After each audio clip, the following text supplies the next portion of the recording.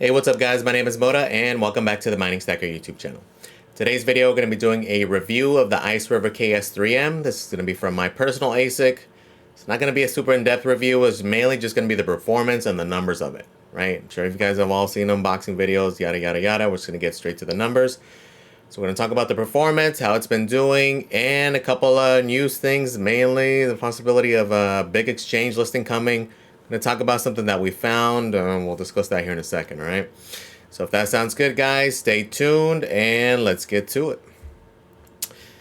So to start off, a couple of things. Number one, I am fully aware of the risks, fully aware of the emissions reductions, possibility of where the hash rate is going to continue to go. So yes, mainly for a lot of you newcomers, I know when I had talked about purchasing the KS3M, I got a lot of comments about that. If any of you guys have been watching or any of you guys who are new, check out the old stuff, right? We have been covering this extensively from the get-go, right? A lot of the first videos I did over a year ago were talking about buying Kaspa, blah, blah, blah. When the FPGAs first came out, we were on it. We were one of the first channels talking about the K10. I personally purchased that M2, so we were there as well. And as soon as these things were announced, as soon as they were made official, we've been on it and we've been covering it extremely closely. So yes, we are fully aware of everything going on. Okay, with that being said, if you guys are very interested in getting one, understand that it is extremely high risk, right? A lot of the issues is that a lot of these factors are just out of our control, right? We, in reality, have no idea how many units IceRiver is going to produce, how many units Bitmain is going to produce, and how many units any other manufacturer that decides to make one is going to produce, right? So a lot of these factors are just out of our control, and we don't know how fast they're going to come out. Okay, things may be looking good right now, and then next month turns out Bitmain decides to dump 10,000 units on us, right? Not very realistic, but those are the types of things you got to consider, right? Because that's really what's going to change the profitability massively, is just how many units they continue to produce, right? So it's up to you to determine where you think it's going, how high you think the hash rate's going to go, what extreme it's going to go, or is it going to die off? Do you think IceRiver is going to start producing some other kind of ASICs here maybe in the next 3 to 6 months, and maybe it'll dwindle down a bit? Who knows, right? It's up to you, though, to decide. Don't just take my word for it. There are a ton of other content creators covering it. They're talking about different scenarios, using different calculators, what they think is going to happen. I personally have my own, right? I have run numbers all over the place, run calculations all over the place. And in every scenario, for me at least, it makes sense. Okay, so it's up for you to decide. This isn't something that was like a FOMO purchase for me. It's one I had been eyeing ever since they were announced, right? My eye has been on one of the bigger units from the get-go. Reason being is that to me, it is going to be, not necessarily just this guy. This guy's not even the biggest, but the 6 or the 8 or the 9 terahash models are going to be relevant all the way into the bull market, right? These smaller units, depending on how many they produce, higher likelihood that they may get to the point where a lot of them are still going to be profitable because they're so efficient, but they're not really going to produce much, right? So for example, like the KS0, KS0 Pro, the 1s and 2s, maybe eventually. Again, it just depends on how many they produce, but the money to be made is now, right? Getting this thing ASAP, doing what you got to do, and just making that money now, right? So there's different trains of thought depending on how you're doing it. Mine is more of a long-term plan, but again, I did run calculations. Also have the plan of maybe it just becomes a short-term thing. Maybe I just mine the heck out of it for these 2 months because I think a certain catalyst might come in. The price goes up. The price of this unit goes up. And I already recouped more than half of my money. And then I'm able to sell it for either the price I paid for it or more, right? There's a lot of different scenarios. The overall plan is just to mine and hodl them, right? Again, reason being for me, there's different calculations, there's different calculators. You can look at it, you can add 15-20% hash rate every month, yada yada yada, right? To me, I like to look at it worst case scenario, right? Run those scenarios as well, but look at worst case scenarios. Okay, my thought process is what's going to happen in the bull market, right? We are closer than a lot of people I think are kind of thinking, right? In 12 months from now, we're going to be in the beginning of the hype cycle. Okay, 14, 16, 18 months, we might be at the peak already. Okay, so just keep that in mind, number one. So even automatically, we know that 12 months from now, even if it's yielding 622 right now, even with no other units come online, we know that's going to get cut in half. We know that's going to be around 300. Okay, so factor the kind of thing in. Run your calculations again. Factor every facet. But for me, again, my mindset, let's say 14 months from now, it's going from making 622 down to, let's even put it super low. Let's put it, it's making only 25 casts a day. But if you're valuing that cast at $1 a cast come the bull market, because again, I'm hodling all of mine. I'm not selling any. Whatever I make is just going to sit in that wallet and it's going to accrue. Okay, so if I value it for the bull market to be $1 a cast, 25 bucks a day, that's still pretty good.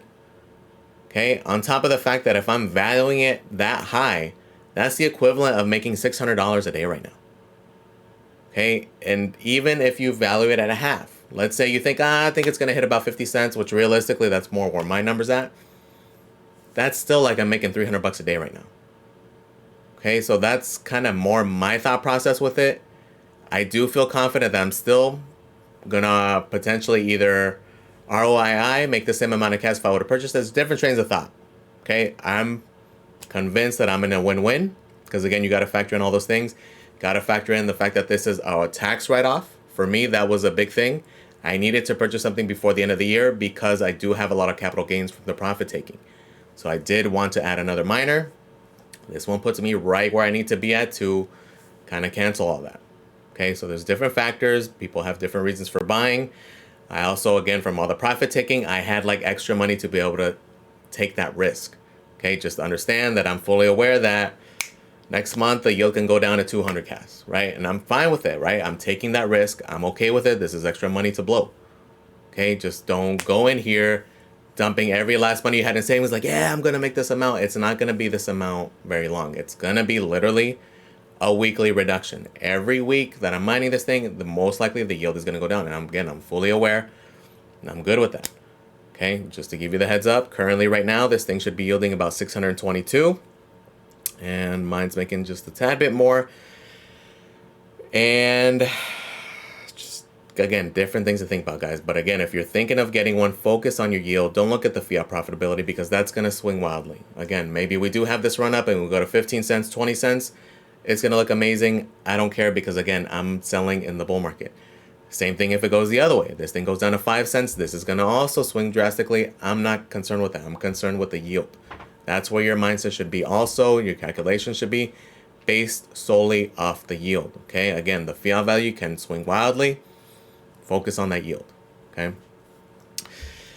So now let's look at prices. And right now, prices are pretty good. They are back to that little run up we had price. The KS1s are at 1,800 bucks. The 2s at 3,400 bucks. And the 3Ms as low as 7,650, right? Reason being is because we had this little retracement, which is kind of even silly to call it retracement because literally, a little over a month ago, we were at like 4 or 5 cents, right? So we're currently retraced down to 11 cents. So now nobody wants to buy these things, even though literally a few weeks ago, you guys were paying freaking $3,500, $4,000 for the KS1, right? And now because of that, these things are sitting, which is hilarious, but it is what it is. But the KS3M is at 7,650. Nhash is one of the cheaper prices out of the major stores.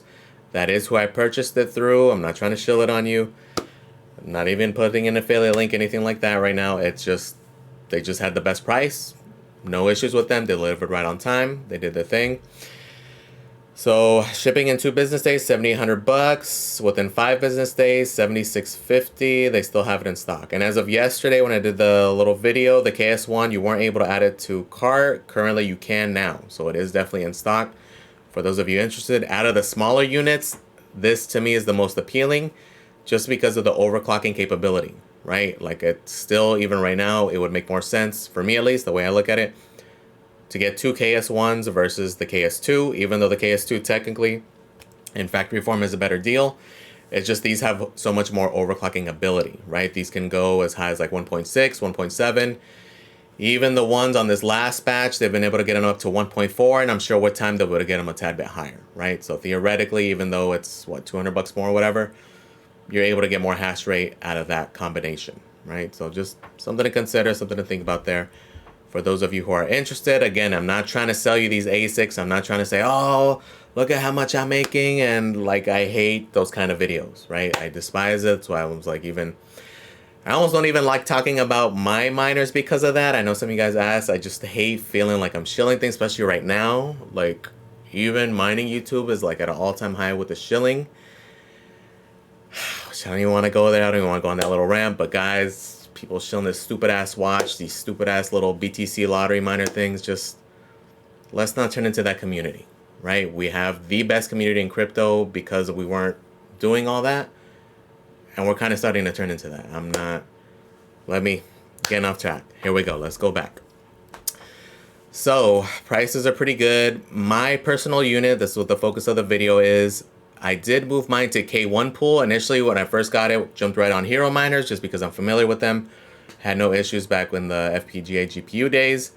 And I did actually have a little bit of dust on there that I wanted to get rid of. But I was getting a high rejection rate, right? On both the KS3M and the KS0 Pro. Was getting not crazy high, but it was like 1.82% on both of them, right? So I ended up deciding, let me go to K1 pool, and a lot of people have had success there, so I ended up switching with them, and ever since then it's been good, right? The rejection rate went down to essentially 0. Things have been good there. Oh, it did get a KS0 Pro, right? That's why it is on there. It is actually mining behind us here, in case you guys haven't noticed it.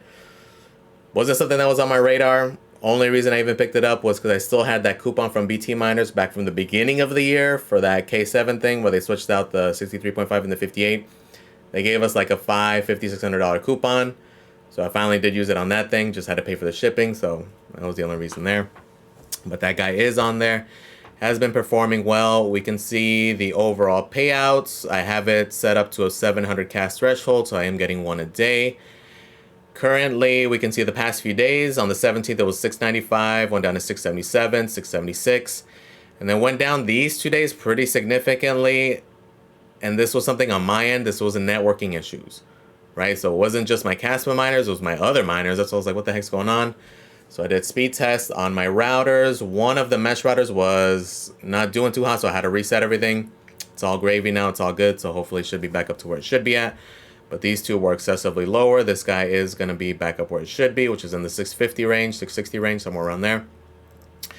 But it's been good. It's been solid. If we look at the overall hash rate, currently it's going to jump wildly, right? Overall average is at about the 24-hour hash rate. It's about 6.3. So it's right where it should be at. Should be 6.2, right? It is slightly higher.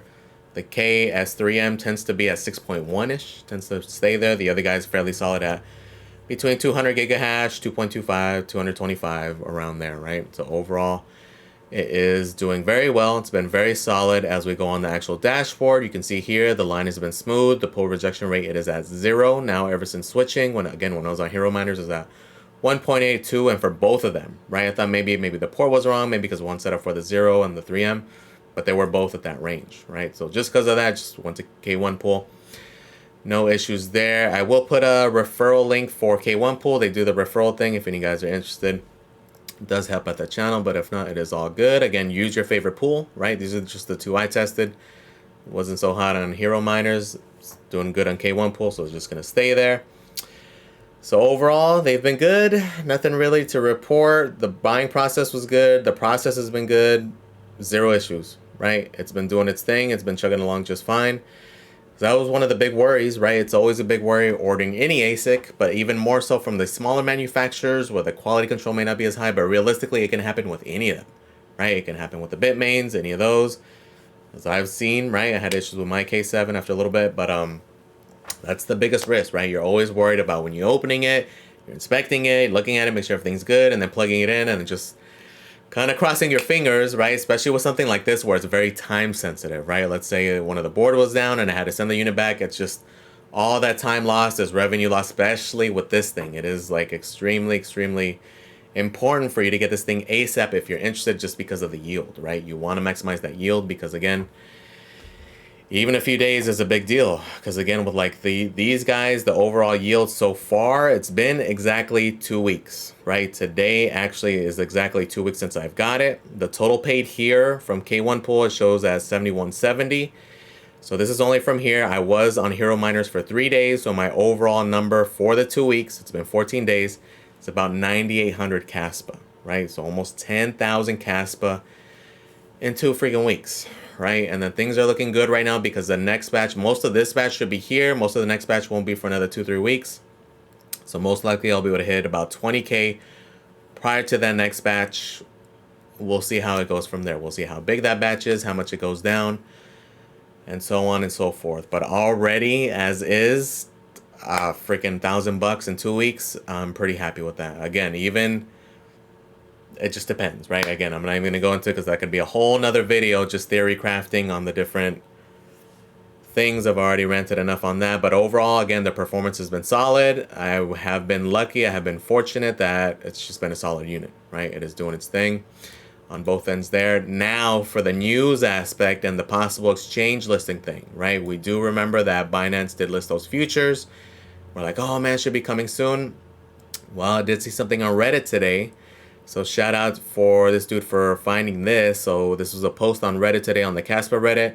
Shout out to SomeStock1485 for posting this. He posted a link to a mysterious wallet who is accruing like a freaking madman, right? So when we actually look at the wallet, and this is now, right? This isn't something from, this is going on now in real time. This is 12/22. Look at these transactions, okay? These are all receives, okay? This is them getting these Kaspa coins. 22 million, 24 million, 24 million, 26 million, 27 million. Again, this is all 12/22. Okay, and then the day prior, 29 million, 29 million, 31 million. You're getting the point here. Okay, two possibilities. Okay, number one, this is all coming from KuCoin. So it can be an internal move to KuCoin, although I don't think so because of the amounts. Again, who knows though, but we do know it's coming from KuCoin to an unknown wallet, right? An extreme amount. So it could be that just them moving it, or it could be an exchange buying over the counter from KuCoin directly. Okay, so this is kind of where my speculation is, that it's possible that this is an exchange. Maybe it's Binance, maybe it's Kraken, maybe it's Crypto.com, maybe it's Coin, who knows, but it does seem like it could be another exchange, right? As we look at the top addresses here on Cast.FYI, it is now the #2 wallet.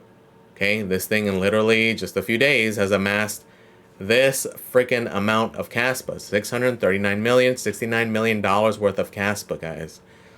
And this has no attachment. We don't know whose it is. Again, we know that they're getting the funds from a KuCoin's wallet, right? Again, we don't know if they're just moving it over, or again, if somebody's buying over the counter.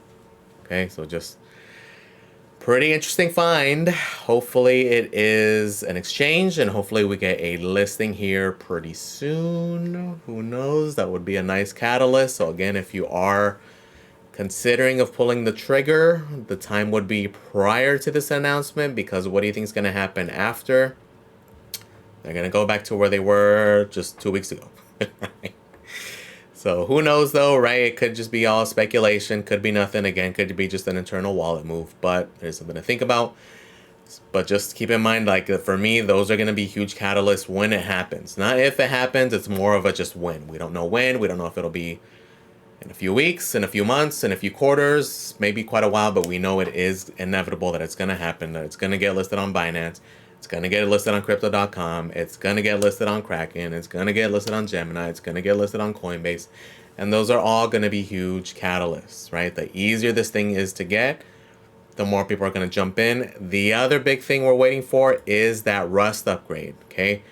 If you follow Michael Sutton on Twitter, he does give nice little updates, and so far we can see it here. It's been in testnet obviously for quite a bit, and according to him, it's been going good, and it's mind-blowing, guys. So this isn't just a little upgrade. Oh, it's gonna be a little bit faster.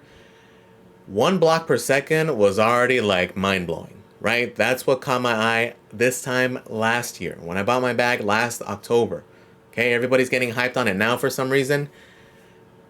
I don't know why. The time should have been back then, right? They're getting the same exact updates, but that's a whole different thing as well. But regardless, it's mind-blowing, guys. 10 blocks per second, 10xing, already an amazing stat.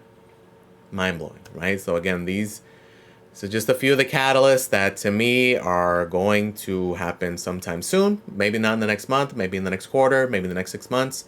But these are all things that are definitely going to happen. These are all things that, to me, in my opinion, are all going to be big, big catalysts for Kaspa.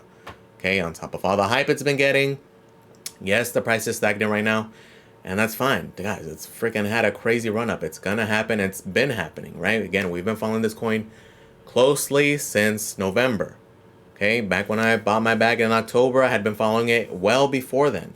Okay, ever since So brought it to all of our attention, my eyes have been focused on this thing. Okay, so just because it's not pumping right now, just keep in mind how much it's pumped and how much is yet to come, right? A lot of stuff is still yet to come.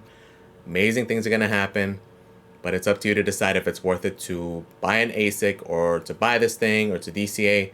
I know some of you guys got that little crash. It hit down under 10 cents. It was at like 9.5. Shout out to you guys. But again, it's all up to you. It's a risk versus reward. Do you want to risk it for the biscuit? At this point, do you want to just DCA? It's totally up to you. Again, for the longest, that's how I got. Like, I never even really GPU mined this thing. I purchased back last October, and then I did mine it with that Molt miner for quite a bit, and now I'm mining it with an ASIC, right? So it's totally up to you to decide if it's worth it or not. I'm not trying to shill it on you. It's just for you to decide, for you to take these things into account, but just understand, realistically, guys, it is extremely high risk, okay? It's, again, the only reason I got it is because I had money to blow from all the profit taking this year, so I did want to buy something, and this is the one I ended up choosing, right? If I was tight with money or if I was like, I definitely would not be going this route, right? I would pick something more stable, more consistent, but at this point, I'm able to risk it for the biscuit, just like a lot of you degens. Shout out to like Rated Good Mining for you guys who jumped in like April, May, June, right? In the beginning. Paid off massively. Why? Because they risked it for the biscuit. Okay, it wasn't a luck thing. This annoys me. They're so lucky. They were not lucky. All of us had that same opportunity. They had capital ready to go, and they took that plunge, right? So it's up to you to determine if it's something for you, right? Let me know in the comments, guys, what you guys are doing. Are you guys saying, no, screw that, you're stupid, you're going to get wrecked next month?